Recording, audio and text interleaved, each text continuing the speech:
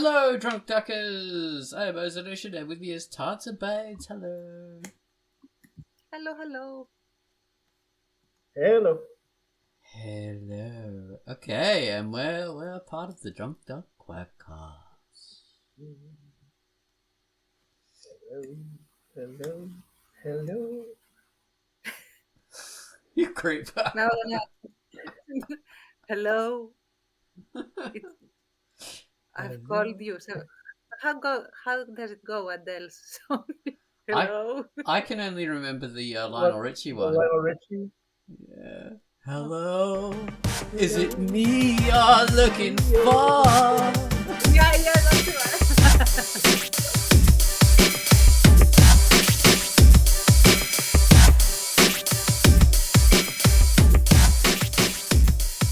Hello, everybody. This is the Quackcast, the Drunkduck Quackcast number 679. Wow! So here we are. Today we're talking about this weird subject that we came up with in the Patreon video. So basically, correlation doesn't equal causation. And, well, you think, well, hang on, that's a sort of bit of a science thing, you know, why would you do a crackcast on that? But, see, we were talking about the way you think you can understand the world by knowing a lot of history. And this is a general idea. And you think, like, we all read a bit of history. I mean, I read, Tantz reads, Baines reads, I suppose. And that helps us get better ideas for doing stories and stuff like that. And stories are based on you know, historical things that you've sort of read and seen before. And so that's where the idea sort of comes from, right? But when you know a bit about history and things, you tend to create false relationships between stuff, or you amplify the idea of things causing other things. And that becomes really strong in your mind because the human mind is sort of biased to create connections, right? So it's based on the idea of we connect things in our heads and then we justify why they're connected. So we make stories out of things. And when we know a bit about history, that's what we always tend to do. We look at relationships between stuff and we amplify those connections. And that leads us to errors. So by reading a lot of history, you tend to make mistakes about the present because you amplify those connections and you think, wow, those are really important. And this happened, this happened, and this happened. And that's why we have what we have today because of this and this and this. Whereas it's sort of more valuable to know about contemporary current history, especially from an outsider perspective, because that sort of gives you a wider view of what's actually happening in the world, and you're not so hung up on, oh, this must have caused this and this must have caused that. The connections are not as strong as you think most of the time. The world is quite chaotic, and we are more prone to create false connections than we are to actually understand what's actually happening. So that's where the idea came from, but this correlation isn't causation is a fantastic kind of thing of talking about things that happen in the world and understanding, hang on, our reasoning is not as clear as we think it is, you know. Anyway, so that's my idea for this Quackcast, and now we're going to get into the featured comic. All right. Nice. So I would love to see a ticker, Tantz, that has all caps. The Quackcast is live. That would be gives it some importance. Well, that's behind the scenes. Don't tell anyone what happened. Okay. All right. So the feature comic this week are Sandra's Day. I featured this, and I'm going to tell you about that now. Hello, I'm Ozone Ocean Man. My featured comic for the week was Sandra's Day.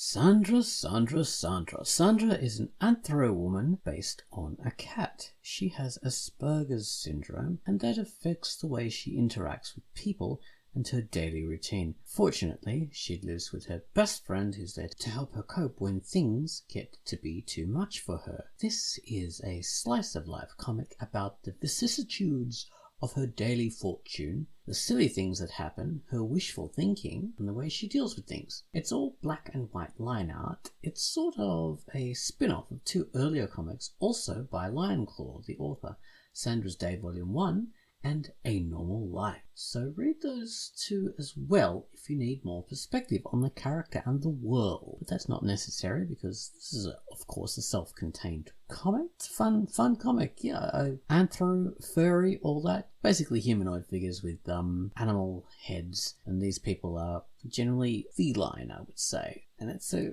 good comic about slice of life and things like that. It's nice, regularly drawn artwork, and it's good to see that the artist is so dedicated. They pursued 3 different versions of the same idea, which is always interesting that they're that committed to the idea and they want to work it out in that way. And I've checked out both the other 2 comics, and this isn't just a repeat of the same thing. It's sort of, in its own thing, its own artwork, its own project. So they're definitely standalone and worth a look individually. So have a look at Sandra's Day, a comic by Lionclaw, and it's rated M for mature.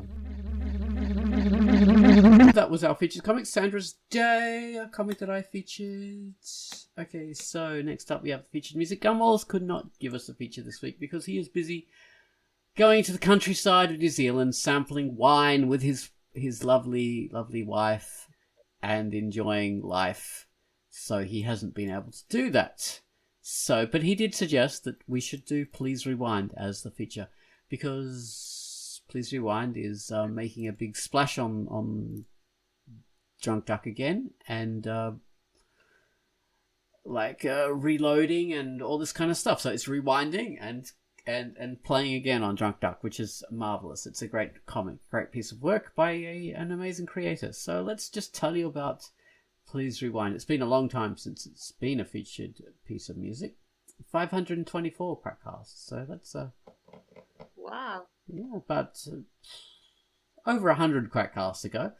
So Please Rewind.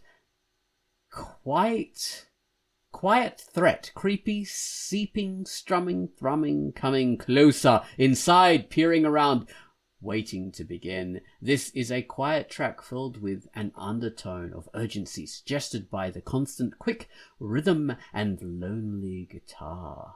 So take it away, Gumwalls, with your theme too. Please Rewind.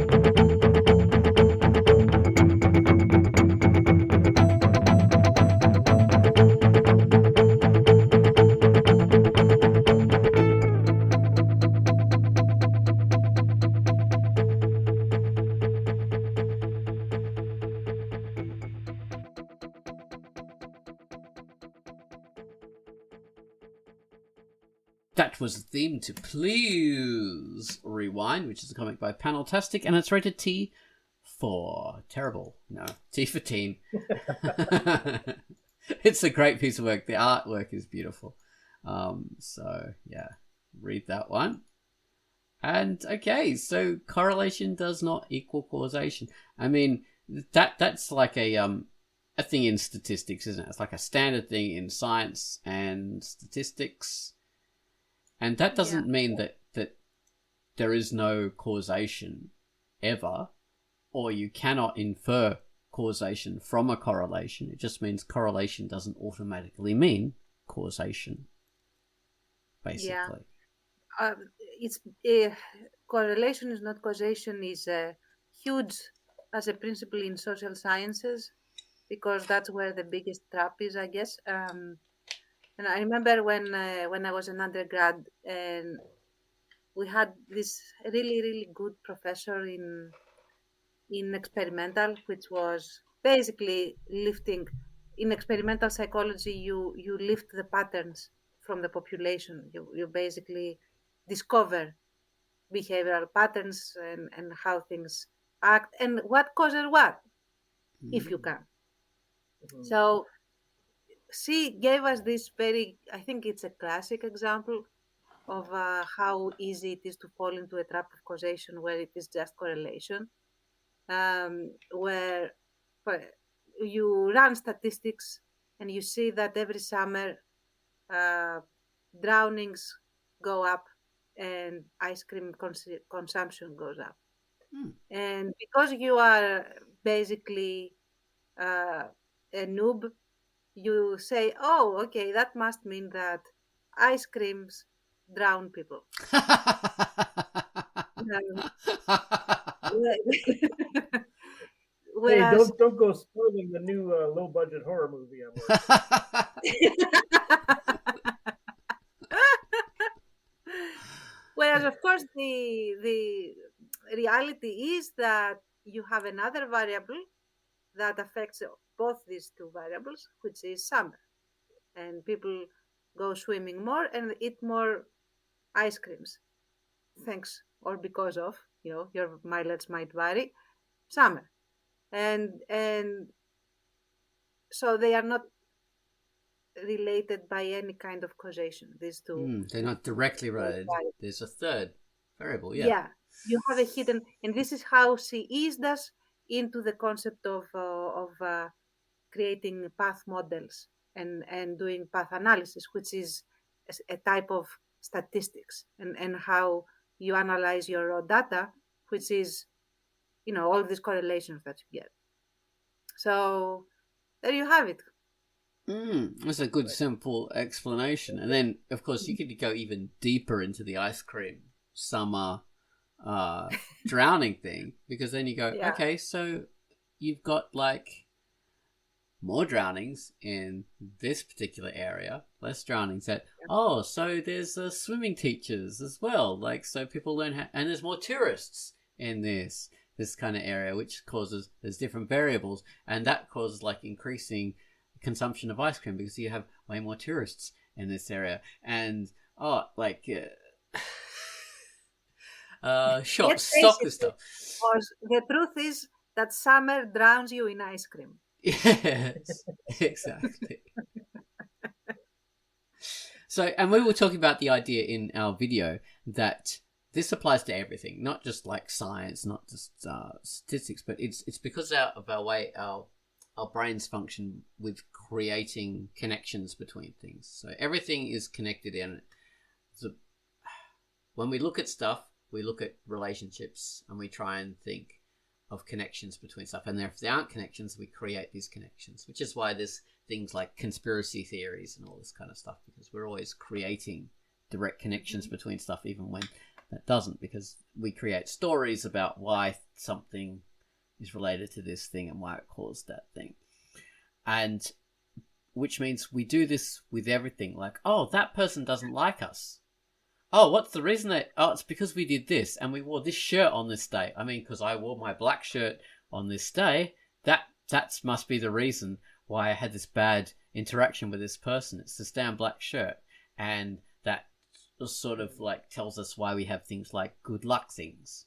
Oh, I won this thing when I was wearing these red underpants, so I got to wear these red underpants every time I play this particular sport, because that's gonna result in me winning or increase the chances, because that's how it works. And it's because you have this placebo effect, you might have like a percentage of higher performance because you feel more confident, because you have the quote unquote magic or lucky pants on, and that might reinforce your conviction because you perform better, because you have this placebo effect happening in effect. True. So You're literally or relaxed or confident or Mhm. whatever quality might contribute Yeah. to actual success.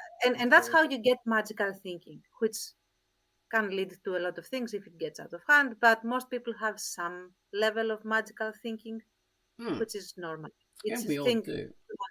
humans do. Yeah. And that's the other So. important thing that we were talking about in the video. The fact that none of us are excluded from this. We all do it. And I definitely am not excluded from this, even though I'm commenting on it and acting as if, yeah, these stupid people create connections with these. Like, I do it massively in every Quackcast, especially when I'm talking about, okay, so the creation of elves and goblins, this is where they started from, and then they did this, and then that's just me thinking about, like, the earliest version of, like, a goblin I've seen, or the earliest version of elves, and then another version which is slightly later, and I'm just sort of like creating an artificial kind of relationship between these things, and then creating a narrative in my head, and then talking on the Quackcast as if I know the cause or relationship between all these things. And sometimes, I might be right, or I might be sort of right, but this is really just an instance of this correlation causation thing in action.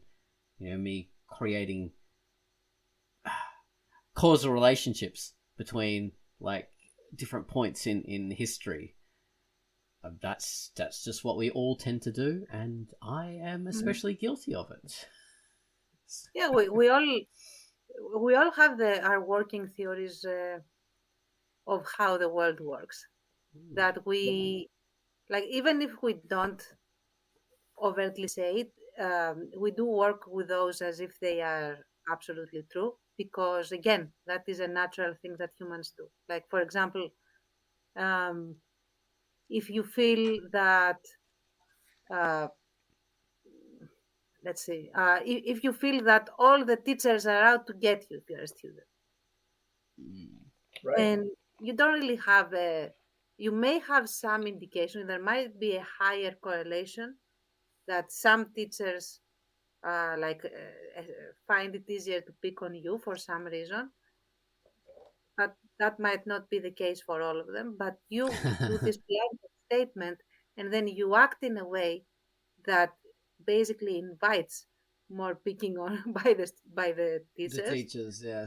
Yeah, and then this reinforces, and this is again, this is oh my god, I had it in my mind, now it escaped me. It's not wishful thinking, the other one, the Magical. no, it's when you predict that something will happen, and because you have predicted it, it happens. Self-fulfilling. Yes, thank you. That's the one. I couldn't remember it for the life of me today. I don't know. So yeah, and this is like you create these premises that you act according to these premises, and then you, to an extent, not completely, but to a significant extent, you shape the interactions around you according to these convictions. So some are reinforced, some are not as reinforced, and then you develop and you shape new convictions, and so on and so forth. Yes, exactly.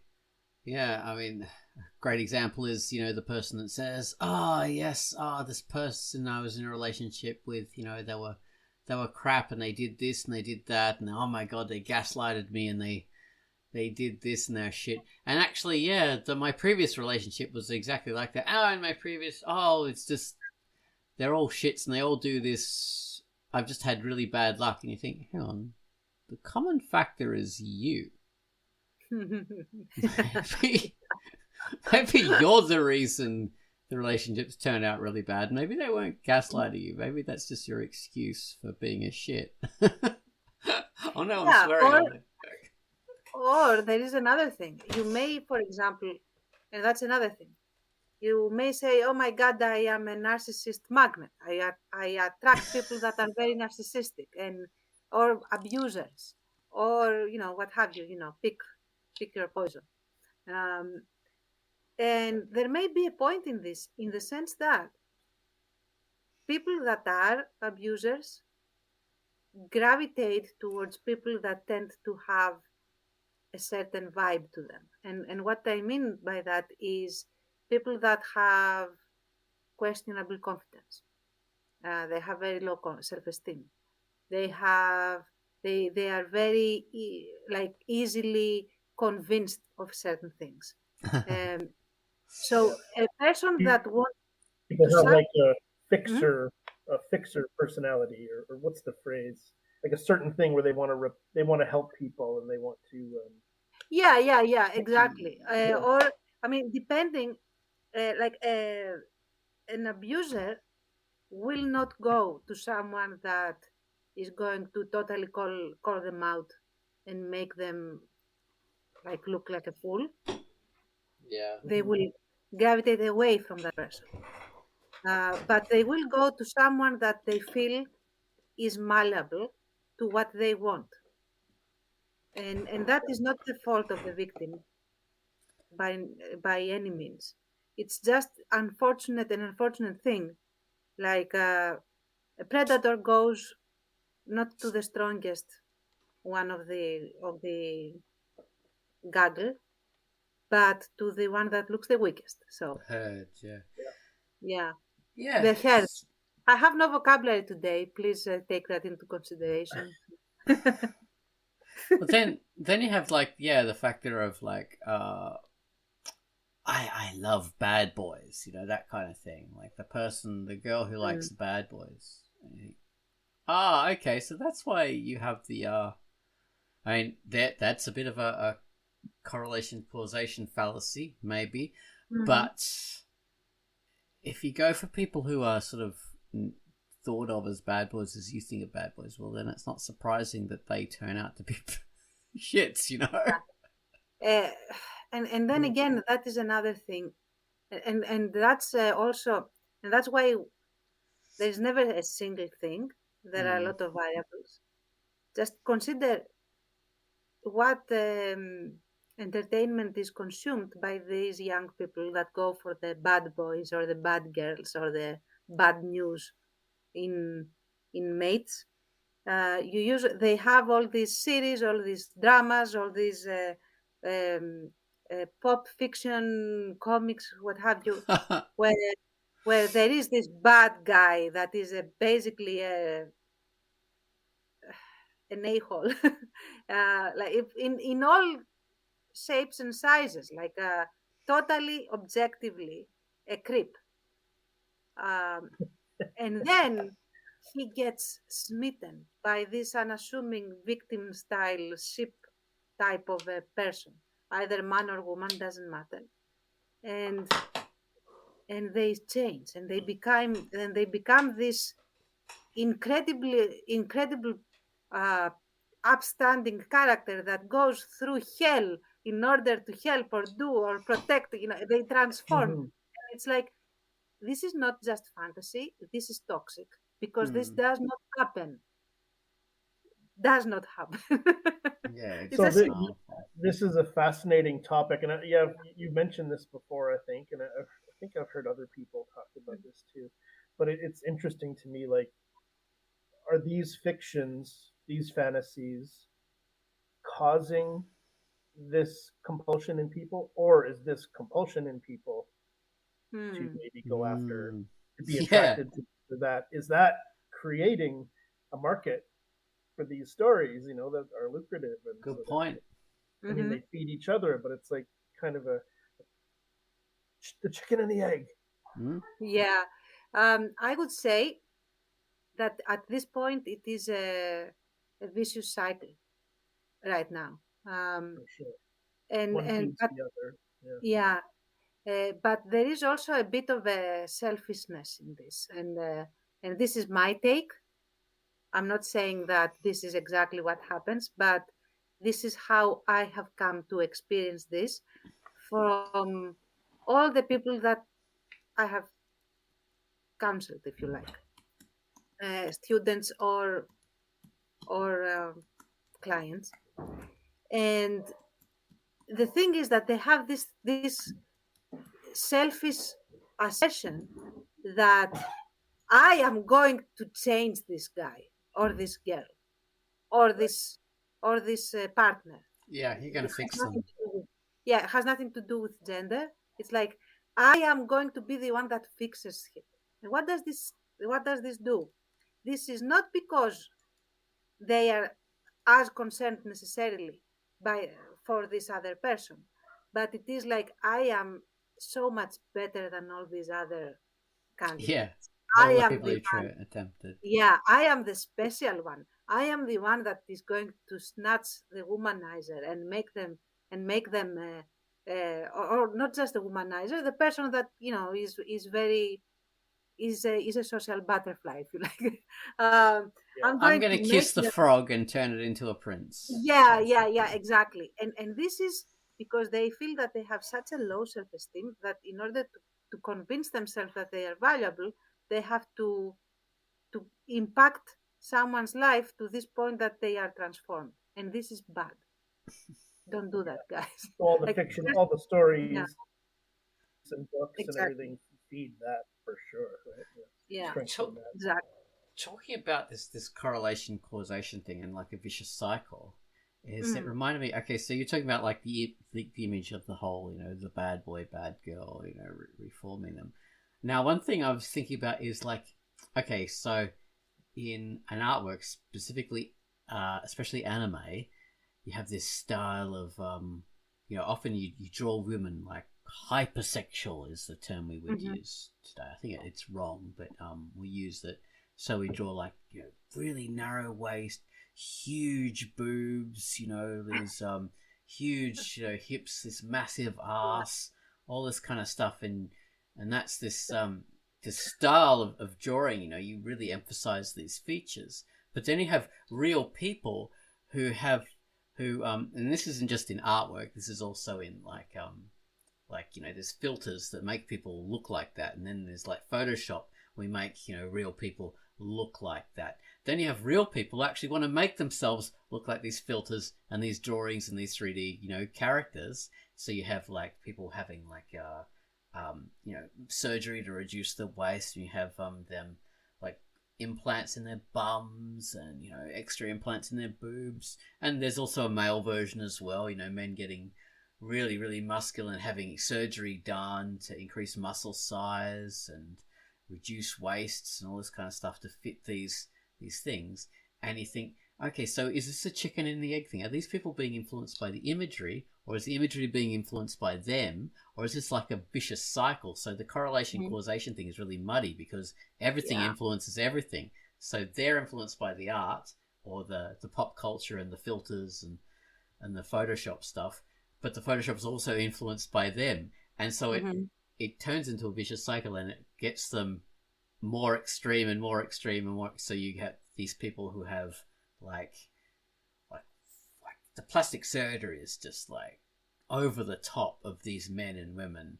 They're an extreme version, and in artwork you have this like extreme stuff. So it's like there's both things influence each other like over and over and over until it gets into ridiculous proportions. So yeah, Mm-hmm. the causation and correlation can be very there can be a direct relationship there, and it can be like extreme.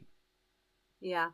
The trap in these things is that we when we discuss causation, for example, correlation as well, we usually tend to consider just like a couple of variables and say, okay, which causes the other, like the chicken or the egg. And the thing is that there is any answer you give to this is going to be wrong by default. And the reason for that is that these are social phenomena. They do not happen in a vacuum, and they are not governed by just one or two variables. There are many variables. Some are overt, some are covert, True. and they are like a dynamic arrow of forces that Hmm. points to a direction. And one of the best people, and yes, I am biased because Your this is where field. my focus is. Yeah, and I absolutely subscribe, and I have like my um, all my postgraduate work is and is going to be on this theory by Bronfenbrenner, ecological systems theory, which is exactly that. Like You take the entirety of society. That's the ecological part. It has nothing to do with ecology. Mm. And you look at as many, massively many of the variables as possible to explain just one thing. And I'm Okay. not saying cause, just explain. And that's a better word. Instead of saying, okay, let's see what causes what, let's see what explains this phenomenon and why it Oh, of happens. course. You could apply that to anything, really. I mean, like, say, if you're doing in physics, you do. Okay, so I want to work out the momentum or the velocity of this Exactly. vehicle when it, at this point in time. So, yeah, we look at like the vectors that it had, but then you can look at so look at the acceleration. Oh, but then I can look at the consumption of fuel. Then I can look at the reason why this thing was moving, like because there was this person piloting it. But why were they piloting it? So they needed to get eggs. Why did they need eggs? So there's all these factors Yeah. that can apply to this. And I would even venture to say that if you find people, if you hear a lot that X causes Y, unless it is something like heat causes water to boil, blah blah. Okay, something that is like super binary in and like observable and repeatable, yeah, measurable in a sense. and like light causes shadow, that sort of thing. Okay there, but if you hear X causes Y in anything social, anything, call bullshit by default. Yeah. Because usually and I'm sorry for that's a bad word, sorry. We've said shit a lot in this Quackcast. I think we'll get a pass for that now. All right. So why? Because even if assuming that they have gotten the main force of causation right, it is bound to be flawed, extremely flawed, because they have left out everything else. So all nuance is lost. All the And variables. that, yeah. But usually what happens is that they want to blame someone for something that is happening. And they present it in a super clinical way, like X causes Y. And I'll give a very real example because I made a lot of people mad when this happened, and I enjoyed it thoroughly. So that there is every 3 years, 4 years basically, but there is a global test of academic competence called PISA that is done by OECD. And the governments take the results from this and they say, oh, our kids come, because it's they test 15-year-olds and see how well they do in maths and in physics and in history and blah, things like this. And oh, our youth is doing great. It's super smart. Our youth are intelligent and geniuses if you score high, or if you score low, our youth is stupid and they are completely incapable of doing anything academic. And I said, hang on, I hate this.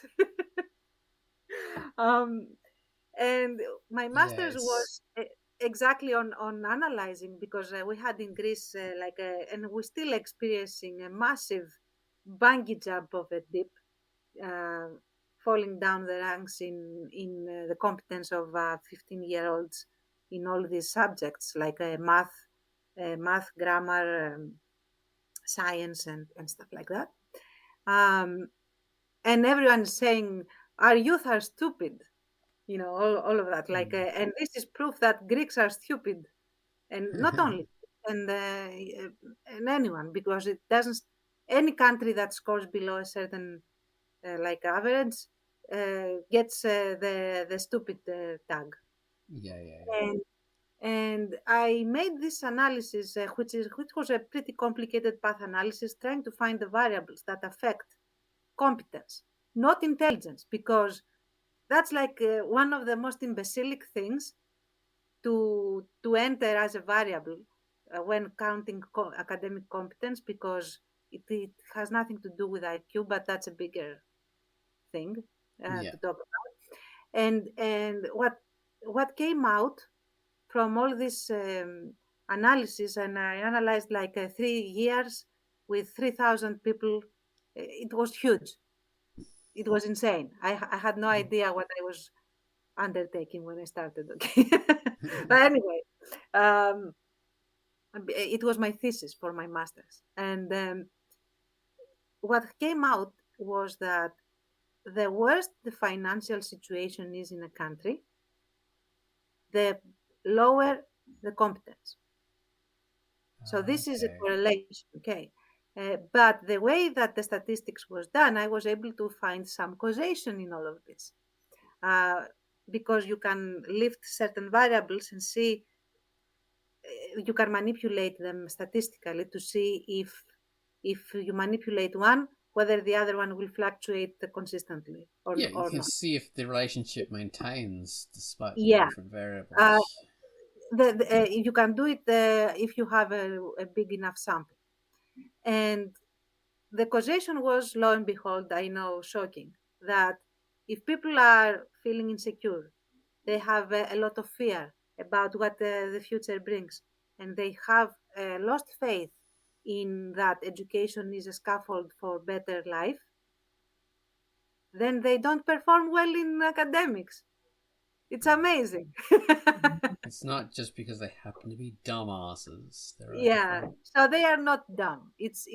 And the amazing thing is that all of them, like from the richest youth to the poorest youth, they all suffered. They just suffered in scale. So, you know, the entire ranking moved lower. Yeah. From depending on their means. Yeah, which was incredible. And yeah, the government didn't like that. And yeah. It's much easier to say, oh, they're dumbasses, and then grade them accordingly. Yeah. Well, related to that is, I don't know, it's sort of related to that, but there's this idea that like mathematics is like almost the language of God, because we could all physical processes, like, you know, physics governs everything, because you know, we're all made up of particles and waves and all this kind of stuff, you know, quarks and atoms and all this stuff, right down to our very, very basic senses. And we have like Newtonian physics that sort of govern how, you know, the actual macro world works, and then we have quantum physics that governs how the little tiny particles and waves kind of function. We don't know how those things fit together, but there are theories. But people's idea is, oh, because we have this and we can work out, like, if we had like a super duper computer, we could work out everything about the world. Like, like everything is mathematics. Mathematics is like almost the language of the gods. And so like everything is and people don't realize that actually mathematics are not that. They're a simplified form. That's a way of simplifying reality in a way that helps us understand things, but that's not how things exist. Things don't conform exactly to formulae and like, you know, discrete amounts. Mathematics is basically the way we convert things into, you know, physics. I would say math. Well, the whole thing is, I mean, mathematics isn't the thing. It's like physics is simplified forms in order to help us understand them, to help us understand reality. But things don't exactly ever conform to that. I would say that's not what people get. They don't get that. I would say that math is an abstracted form. Yeah, that's what I mean. Simplified abstraction. Yeah, but the problem with math, not the problem. There's no problem with math. No, but, it works brilliantly. yeah. But what I'm saying is that it is a hindsight, quote unquote, science in that we assume that we know all the math, but we don't know all the math. There is math that has not yet been mapped out, if you like. And Einstein proved that by creating theories that had virtually almost no mathematical background or support until like very recently. And I cannot really talk about that because my math is like stops at statistics. That's all I know. But the idea is that we discover math as we discover phenomena, as a rule, as a species. So it is a safe thing, I would say, to assume that we do not know all the math. So that means that we cannot explain all of the universe by default. Yeah, I mean, one of the things is that, yeah, like you say, it's a hindsight bias, and like medicine, like everything in the world that we investigate and we discover more about, we know the broad macro reality of the thing, and we developed theories that sort of explain the way that works, and then we investigate further and we discover, hang on, we're just like doing a broad kind of abstraction of this like cumulative effects. Now we've sort of worked out how these things actually work out, and there's this old theory is wrong because these more advanced theories about how these smaller parts work is more correct, and we keep on doing that. Mm-hmm. Let's see, to give a good example, we're thinking, oh yes, the body works in this way. If you sort of you've got a cold, so you take you put like a cold compress on your head, and you drink some fluids and stuff like that. It'll make you feel better. So that's the way to treat it. But okay, in reality, what's happening with a cold is you're having a whole range of possible different infections, and your body's immune system is reacting against that by heating up in order to kill a virus or like invading pathogen, and that's giving you a temperature, and it's also, you know, making you produce more mucus in your sinuses and nasal cavities in order to flush out the stuff. So that's actually your own body that's causing that thing. So in order to combat that, we develop medications that suppress the immune system. And then you have to work out other medications that actually attack the virus. So there are, as we go further, we work out even more clever ways. But so the point I'm making is like we tend to work out our theories based on larger effects that are made of smaller effects, and as we go in, we work out, you know, what those smaller effects are. It's a pretty abstract point, but it does apply to a lot of things. It is valid in the sense that causation is something that has to be treated with a lot of respect, and often because it lowers anxiety if you know something, why something is caused, like what causes something. It gives you a sense of control in the sense that you can eliminate this something by attacking the cause, or enhance this something, if you like it, by supporting the cause more. You know, True. You know what? I'll just say something about that cold example. Oh my god, this is perfect. In every single frickin' anime you watch, and even people you talk to, whenever someone gets like they're in the rain, right? They got rained on, and it's winter. They go, "Oh my god, you've got to like get warmed up in front of the fire. You catch a cold. You're gonna catch a cold from that. Oh my god, let me like strip off all your clothes and put you in a bath or wrap you up because you're gonna get sick." My god, no! Being cold and wet doesn't cause colds. That's a freaking myth. That's this causation thing. That's that. I mean, maybe it causes like a bit of an immune reaction because like maybe it causes you to which react by getting a temperature, or like to your nose runs, but it's not going to give you a cold. It's not going to make you sick. Yeah.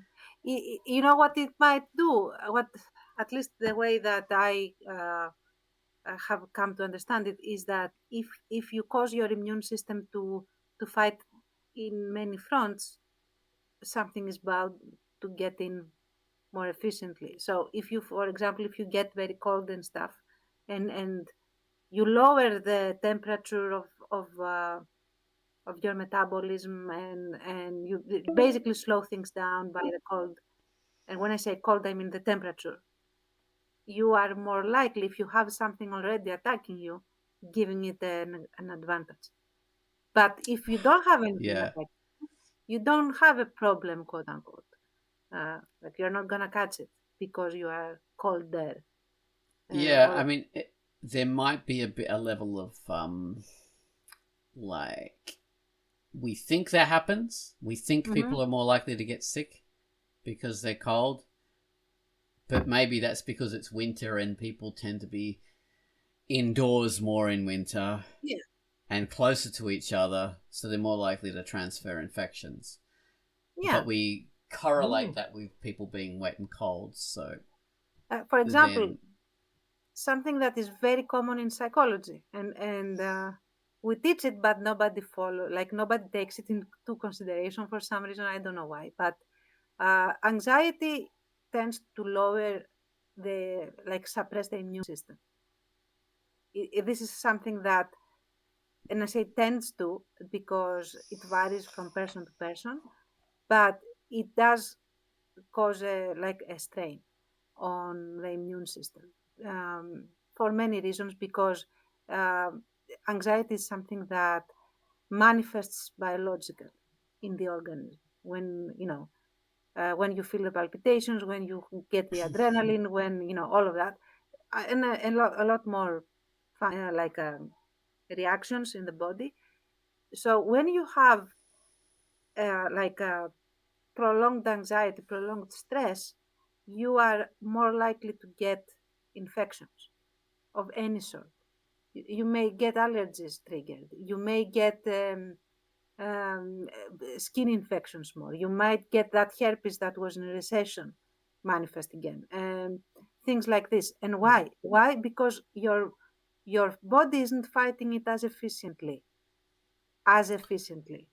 So, well, yeah, I mean, that's a good thing. Like, if your body, as you're saying, constantly stressed, so your heart rate's up all the time. There's a lot of cortisol released into your body. I think that's the stress hormone. One of them.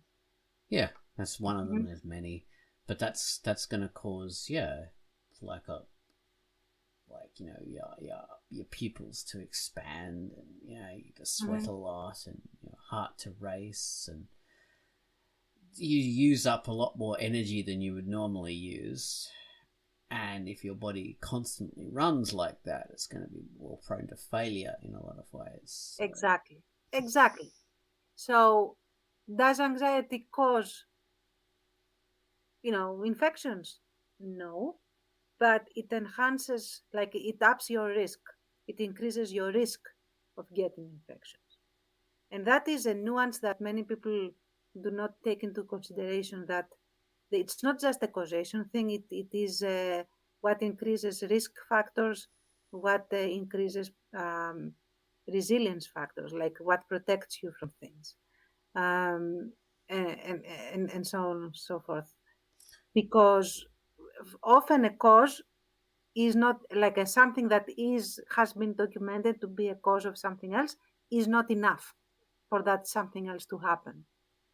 So yeah, there's a lot of cumulative factors. I mean, this could be a cause when paired with these 5 other things. Exactly. But it's unlikely for people to do that because people don't think in that complicated fashion.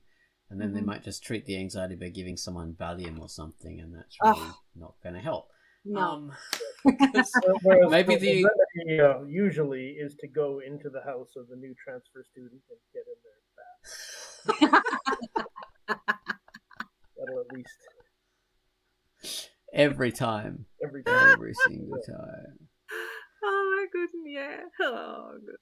I wanted to mention It's that all in Tantz's thesis. You have to read it. Exactly. That's I have created a new school. Tantz-san or Tantz-chan. I'm not sure which. I wanted to bring up a great example of the correlation causation fallacy that is especially prevalent in pop science because they freaking love it. So my favorite example, it's not my favorite. My most despised example is this more recent thing of this guy who started to add lead to petrol, gasoline, benzene. We've got a lot of different words for petrol. In Australia, we call it petrol. So he added this lead to it to stop it knocking in engines, and to sort of prolong the life of car engines and stop them going clack, clack, clack, clack, clack. Lead, I don't know what effect lead has. It smooths it out or something. It's not used anymore. I mean, it is still in airplane engines, but anyway, in car engines, it used to be a big thing used, and this guy wrote this book about saying, yeah, look at this correlation between crime rate and the introduction of lead in fuel.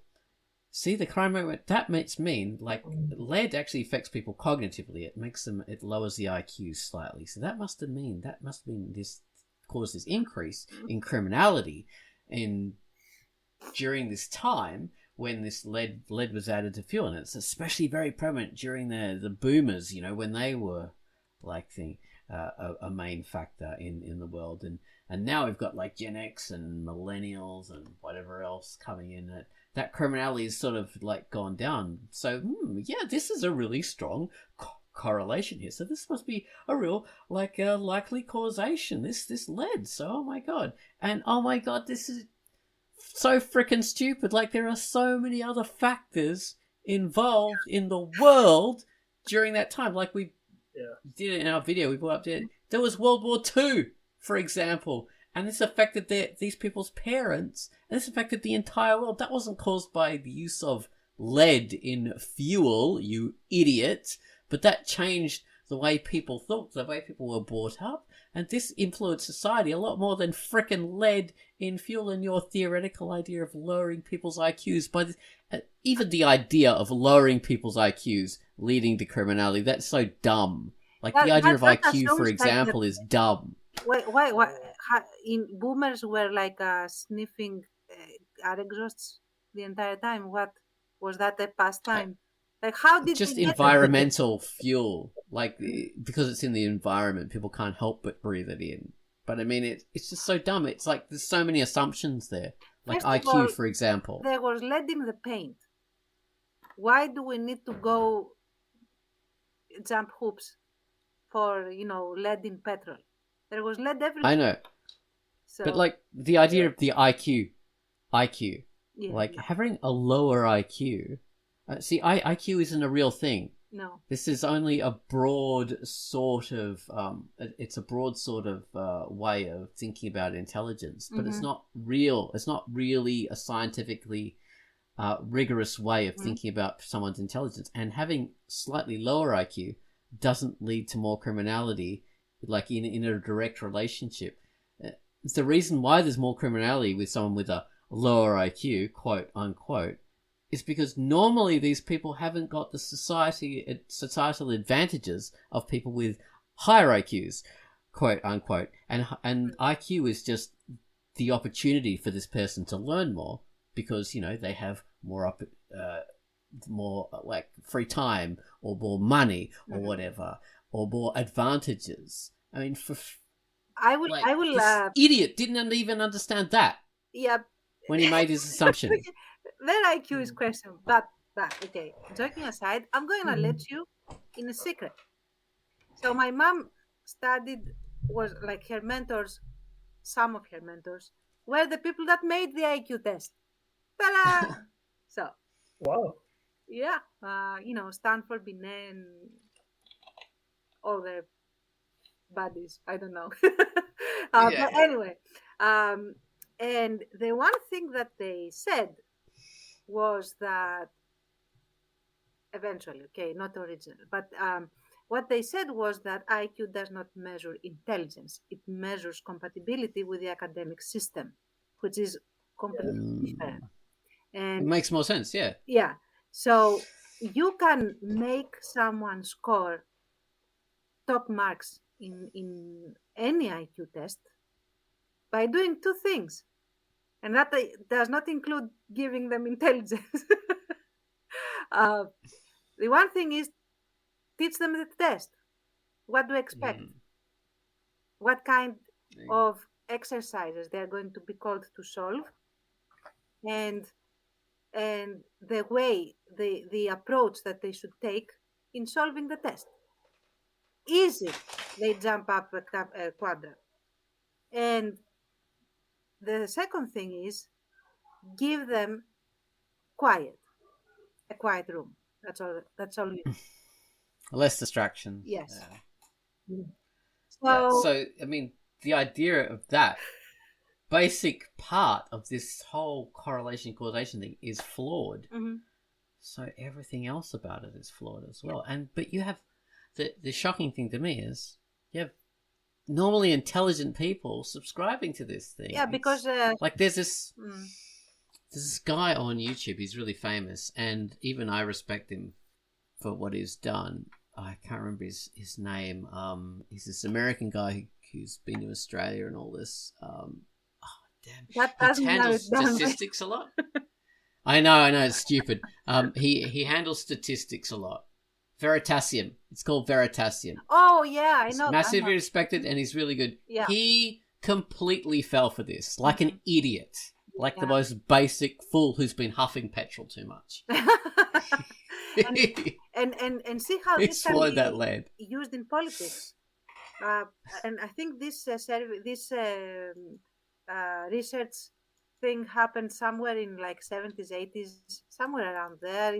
Don't quote me on that. I don't remember exactly when it happened, but they went to some tribes of Native American people that had no connection, no exposure whatsoever to the academic system, and they had them take a freaking IQ test that has nothing. Oh, That has dear. they couldn't even understand the question. Didn't make sense to them what they were being asked to do. Guess what? They all scored like below average intelligence, and then the government could, take that and say scientifically Native American people are more stupid than whites. And this is how science can be used for politics in the most egregious manner. And I did not Godwin it. Okay. Mm-hmm. We didn't Godwin any of this. This is good. But okay, yeah. I mean, we've got 3 minutes left. Massively, we could go even deeper into this subject. Yeah, correlation doesn't equal causation. But to go back to my original thing is like having good historical knowledge of something is a really kind of limited way of working out what's happening in the world. It's valuable to have that, but don't rely too much on your historical knowledge of things, because you are prone to create false connections and false narratives for why certain things happen and influence other things, because we are prone to this correlation causation thing. So that's my original point. But yeah, it applies to everything. It applies to every way we think about everything. Writing stories, I mean, conspiracy thinking. It's something we have to police against. Yeah. I will try and police it against it in a future Quackcast, but I don't think I'll be able to. I want to. A real quick thing, the difference between fantasy worlds and settings created, no matter what kind of setting you are doing, realistic or not, is going to have a lot more causation than correlation. Why? Because you build it and you know exactly what causes what. And that's the natural thing. And that's why I think Mark Twain was the one that said that life is a lot more crazier than fiction anytime. It makes a lot less sense than fiction. There you go. Very true. Very true, yeah. Because there's so many things happening in life. Oh, well, the call's going to end.